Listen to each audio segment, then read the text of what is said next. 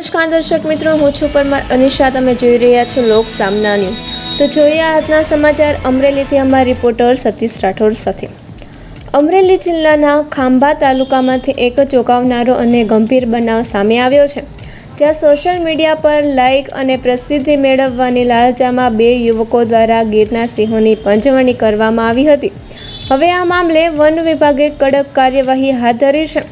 ગીર પૂર્વ વન વિભાગ હેઠળના તુલસીશ્યામ રેન્જ વિસ્તારમાં સિંહ પાછળ મોટરસાયકલ દોડાવી હોર્ન વગાડી તેને ભયભીત કરતો વિડીયો ઇન્સ્ટાગ્રામ પર વાયરલ થયો હતો. રણજીતભાઈ વાળા નાનીધારી નામના આઈડી પરથી શેર કરાયેલા વિડીયોએ વન્યપ્રેમીઓમાં ભારે રોષ ફેલાયો હતો.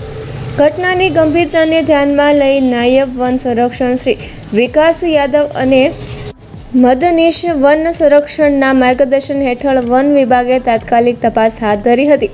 ટેકનિકલ સર્વેલન્સ અને હ્યુમન ઇન્ટેલિજન્સના આધારે ગણતરીના કલાકોમાં જ બે આરોપીઓને ઝડપી પાડવામાં આવ્યા હતા. ઝડપાયેલા આરોપીઓમાં શિવરાજભાઈ દેલુભાઈ માંજરિયા અને રણજીતભાઈ ધીરુભાઈ વાળાનો સમાવેશ થાય છે. બંને નાનીધારી ગામના રહેવાસી હોવાનું જાણવા મળ્યું છે.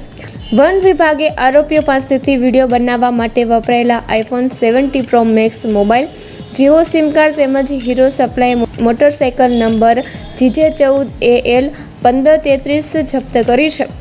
આરોપીઓ સામે વન્ય પ્રાણી સંરક્ષણ અધિનિયમ 1972 હેઠળની કડક કલમો મુજબ ગુનો નોંધી કાર્યવાહી કરવામાં આવી છે. ખાંભાની ફર્સ્ટ ક્લાસ જ્યુડિશિયલ મેજિસ્ટ્રેટ કોર્ટમાં રજૂ કરતા કોર્ટ આરોપીઓના 2 દિવસના રિમાન્ડ મંજૂર કર્યા છે. વન વિભાગે જનતાને અપીલ કરતા જણાવ્યું છે કે સિંહ આપણી ગૌરવશાળી વિરાસત છે અને સોશિયલ મીડિયા પર પ્રસિદ્ધિ મેળવવા માટે વન્યજીવોને હેરાન કરવું ગંભીર અને બિનજામીનપાત્ર ગુનો છે. આવી પ્રવૃત્તિ કરનાર સામે કડક કાયદાકીય પગલાં લેવામાં આવશે. નમસ્કાર, મારું નામ કપિલ ભાટિયા છે.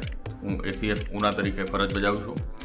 ગત તારીખ 7 મહિના રોજ સોશિયલ મીડિયા પર એક વિડીયો વાયરલ થયેલ હતો, જેમાં કોઈ એક વાહન સિંહ પાછળ પૂરપાટ ઝડપે દોડતું નજરે આવતું હતું. આ બનાવની ગંભીરતાને ધ્યાને લઈ ગીર પૂર્વ વન વિભાગ ધારીના DCF શ્રી વિકાસ યાદવ સાહેબ દ્વારા આ ઘટનાની ગંભીરતાને અનુલક્ષીને એક તપાસ સમિતિની રચના કરવામાં આવેલ હતી. તેમના માર્ગદર્શન હેઠળ ઊંડી તપાસ કરતા આ વિડીયો નાનીધારી ગામનું હોવાનું સામે આવ્યું હતું. તેથી ત્યાંના RFO ખાંભાને આ બાબતે સૂચના આપતા તેઓ અને તેમની ટીમ દ્વારા 2 આરોપીઓની અટક કરવામાં આવેલ હતી. ત્યારબાદ આજરોજ 11/5/2026ના બંનેને ખાંભા કોર્ટમાં રજૂ કરતા 2 દિવસના રિમાન્ડ પણ મળેલ છે, જેથી આ બનાવ અંગેની વધુ ઝીણવટભરી તપાસ થઈ શકે. વધુમાં ઉમેરવાનું કે સિંહ પજવણી એ વન્ય પ્રાણી અધિનિયમ 1972 હેઠળ એક ગંભીર ગુનો છે, તેમજ આ ગુના હેઠળ 3 થી 7 વર્ષની સખત સજાની જોગવાઈ પણ છે.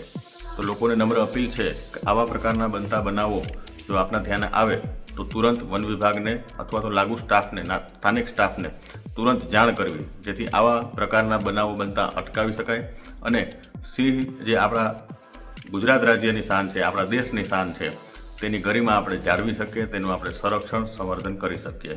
જય હિન્દ. તો ફરી મળીશું એક નવા સમાચાર સાથે. ત્યાં સુધી જોતા રહો લોક સામના ન્યૂઝ.